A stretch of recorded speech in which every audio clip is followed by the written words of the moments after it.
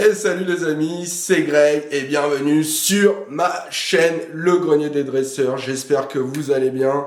Aujourd'hui, petite vidéo, on répond à toutes vos questions et c'est maintenant.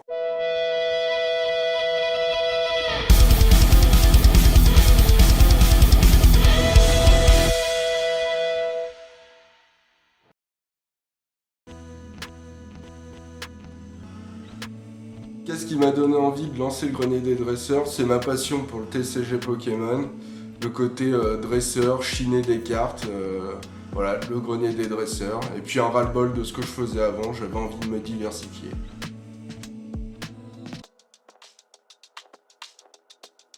Ma toute première carte Pokémon, ça a été, je crois, un Fenard de la série Tops.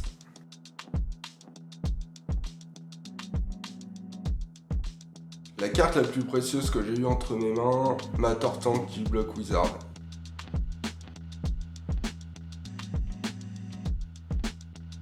Non.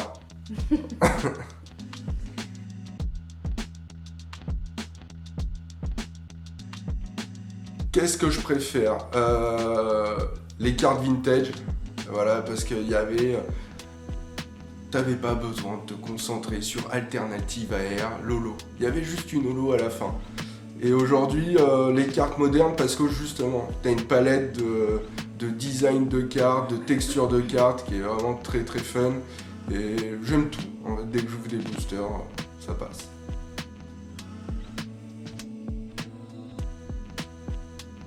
Quel est mon top 3 des séries Pokémon? Block Wizard, set de base. Neo Genesis. Et allez, on va aller dans le récent.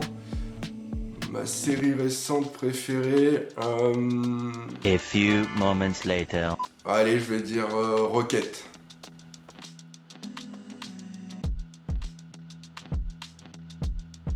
Les deux.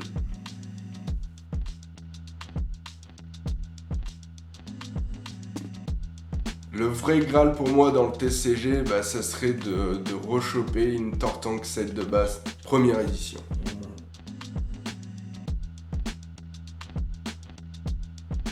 Selon moi, la série sous-cotée, je dirais Couronne Stellaire. Elle va péter d'ici quelques temps, c'est sûr.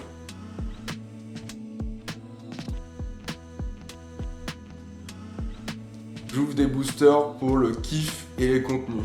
Mes contenus me font kiffer.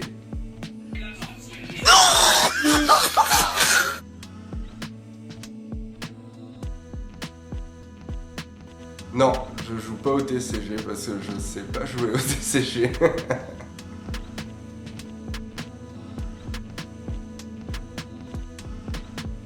Je veux pas garder de cartes, ça m'intéresse pas.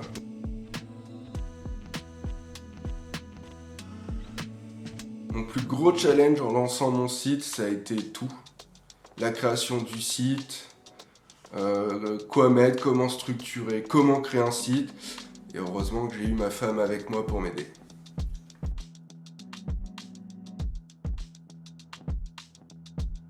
Pour l'instant, je ferai pas différemment parce que j'apprends. Donc je vais me casser la gueule encore et encore.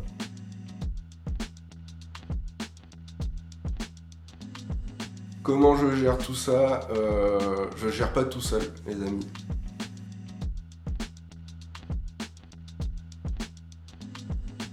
Ma journée type, c'est me lever en pensant à Pokémon forcément, en pensant à ce que je vais faire, les contenus, à essayer de réfléchir un petit peu aux nouvelles idées sur YouTube, sur la chaîne YouTube. Donc souvent j'écris mes petites idées, mon petit scénario, et puis après je vois ce que ça donne et je le fais ou je le fais pas.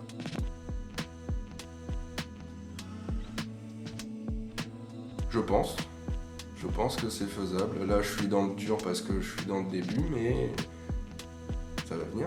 Je serai le plus grand Hokage de tous les temps, je les surpasserai tous.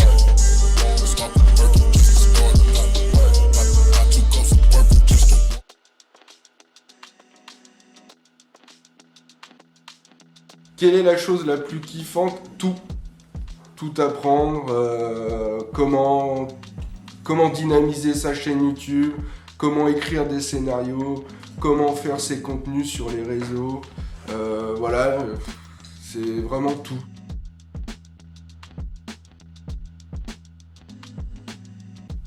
Quelle est la chose la plus relou? Gérer les stocks. Ouais, gérer les stocks, faut avoir un œil partout, faut faire attention à tout. Comme moi j'ai plusieurs boutiques sur Whatnot, Vogue, Vinted, plus le site internet. Dès que j'ai une carte qui part, faut que je la check tout de suite. Ouais, ça c'est le plus relou, le stock.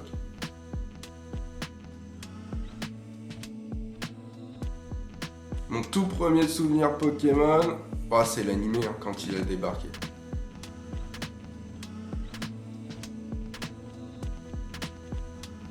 Bleu.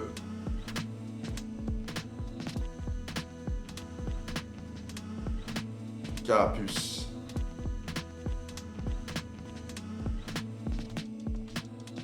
Le tout premier Pikachu du set de base qui est... Je sais pas pourquoi, je regardais mes cartes dans les toilettes et elle est tombée dans les toilettes.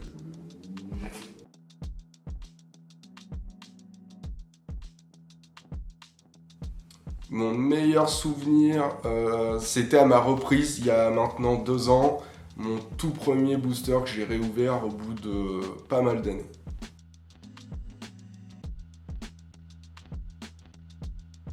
Ouais, avec mes enfants, avec ma fille de 7 ans, et ma femme aussi a fait le genre, mais maintenant elle reconnaît les cartes et tout.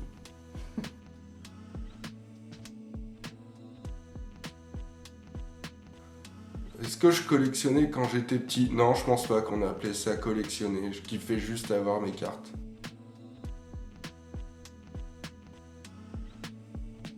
Ma Tortank du set de base.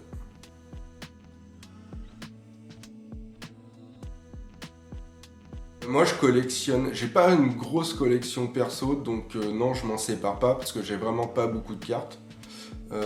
Sinon non, je fais beaucoup de reventes.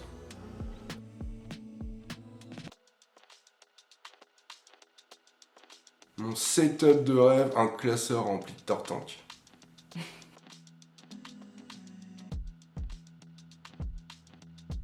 Combien vaut une carte Pokémon Dracofeu?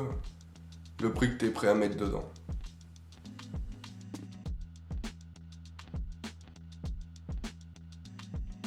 Comment débuter une collection de cartes Pokémon? Commence par ce qui te fait kiffer, un Pokémon, une série qui t'intéresse. Essaye un petit conseil. Fais pas comme moi au début. N'achète pas tout et en même temps rien. Parce que tu vas te retrouver plein de cartes, tu sais plus quoi en faire. Le conseil que j'aurais donné, par un Pokémon qui te plaît, que tu retrouves régulièrement dans une série.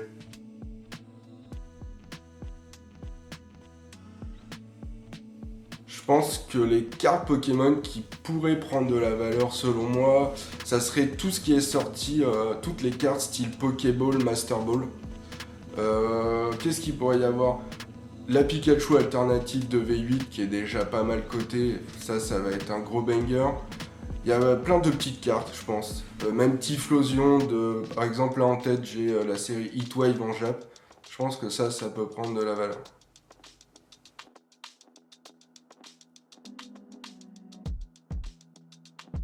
Comment bien protéger ces cartes? Tu les laisses dans le booster. Non, je plaisante. Tu les sleeves, tu mets un top loader, ça suffit.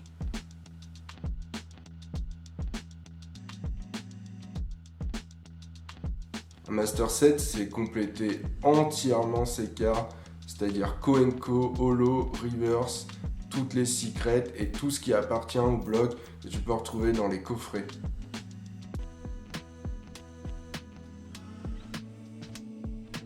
Pourquoi certaines cartes sont en japonais sur le site? Parce qu'on a chopé du japonais et j'ouvre du japonais. J'ouvre de tout. La langue, je m'en fous. Tant que l'illustration me plaît, je prends.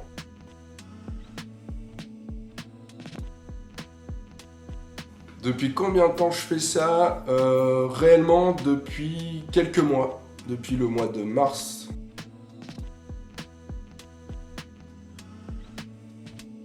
Quelles sont les prochaines étapes? Alors c'est compliqué. Pour l'instant, je me concentre sur la création de communauté, de ma communauté.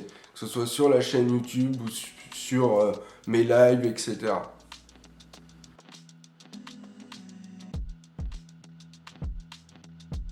Un monde où on voit geeker, est-ce que c'est possible? Ouais, carrément. Là, j'y pense de plus en plus. Mais comme c'est tout nouveau pour moi, j'avoue que mettre en place un setup avec OBS, Twitch, je ne sais pas. Dis-moi en commentaire comment on fait, ce serait super cool, merci.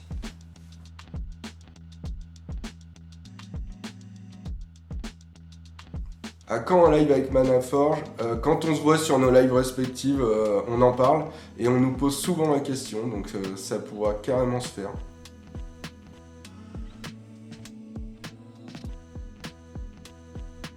Est-ce que je suis heureux de faire ça? Oui.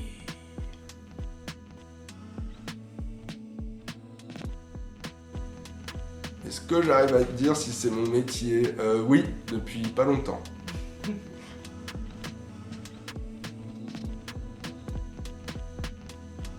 Ce que j'espère transmettre ou partager avec ma commu, c'est vraiment venez comme vous êtes, comme à McDo.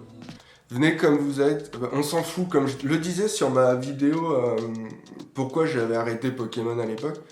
C'est pas grave de pas avoir toutes les réponses, de pas reconnaître toutes les raretés de cartes. Viens juste kiffer, ouvrir des boosters ou découvrir des boosters que l'on va ouvrir en live ou sur la chaîne YouTube. Et pose toutes tes questions, même si ça te paraît une question bête. Il n'y a pas de question bête. Encore aujourd'hui, je suis pas capable de tout reconnaître. Donc tout simplement, viens partager avec nous un bon moment.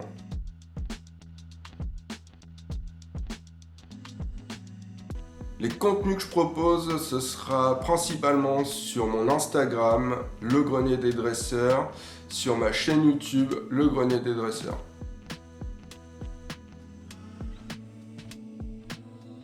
C'est des contenus qui vont être vraiment vidéo, il y aura un peu de short où on fait des ouvertures, on fait des vidéos comme celle-ci où on va prendre le temps vraiment de discuter.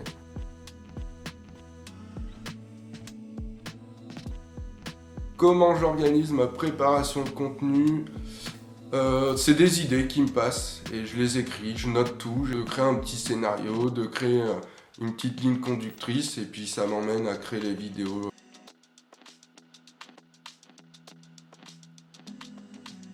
Ma fréquence de publication tous les jours. Tous les jours, je publie au moins quelque chose sur les réseaux, ça c'est sûr. YouTube, on a donné rendez-vous à notre communauté tous les dimanches, donc tous les dimanches, sauf en cas de soucis techniques ou de gastro, entérite. On est là, on est présent. Mais voilà, tous les jours. Si j'ai un conseil à donner aussi pour les réseaux, poste tous les jours un petit truc. Que ce soit en story ou en post.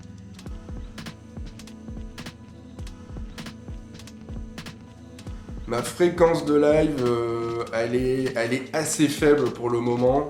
C'est 1-2 lives dans le mois. Et là, au moment où on tourne cette vidéo, je vais bientôt partir en congé. À mes retours de congé, j'espère faire 2-3 lives, au moins 2 lives par semaine, ce serait cool. Retrouve-moi sur Whatnot.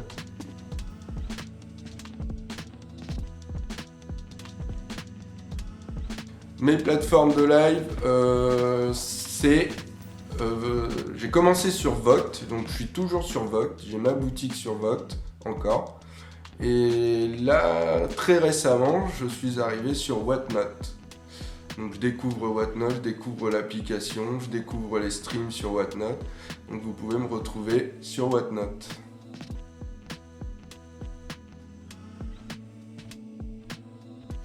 Non, j'ai jamais travaillé avec des partenaires ou des sponsors. Je vous attends.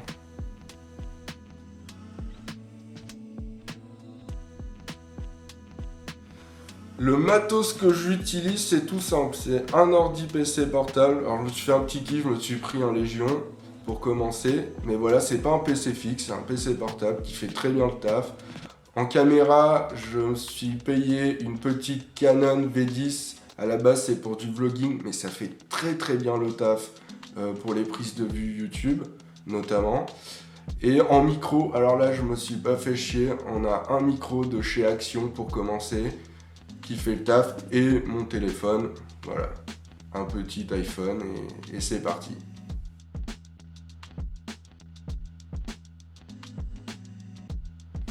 Si la vidéo t'a plu, n'hésite pas à lâcher un petit pouce et à t'abonner pour donner la force, ça fait plaisir. Et n'hésite pas à envoyer des petits commentaires avec toutes tes questions et on pourra y répondre. On répond assez rapidement et puis ça sera un grand plaisir d'échanger. Et voilà les amis, c'est tout pour cette petite vidéo. C'était le moment de répondre à vos questions. J'espère que les réponses vous auront plu, que la vidéo vous aura plu. N'oubliez pas qu'aux 5000 abonnés de la chaîne YouTube, on vous fait gagner le coffret Dracofeu Premium et sa petite figurine. Foncez nous stalker sur Instagram, le grenier des dresseurs. Je vous fais des grosses bises et bon dimanche.